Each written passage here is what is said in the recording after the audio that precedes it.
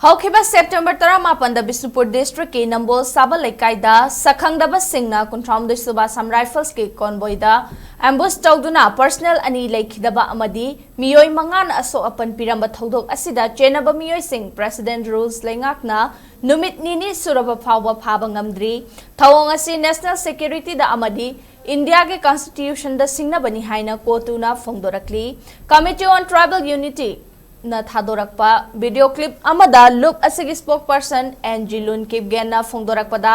asigumba thodok asida Ministry of Home Affairs na state asida santi purakna bagi khongthang ama oina national highway da free movement leihana bahairiba asi kukijo singna yaba ngamlaroi tampakta central security force sing fawba lemna tharaktraba phibam asida kukijo singi fibam kari oirakani suspension of operation sangdokna bagi khudek pinaribasi kukijo singdi santi pami haibagi achauba khudam amani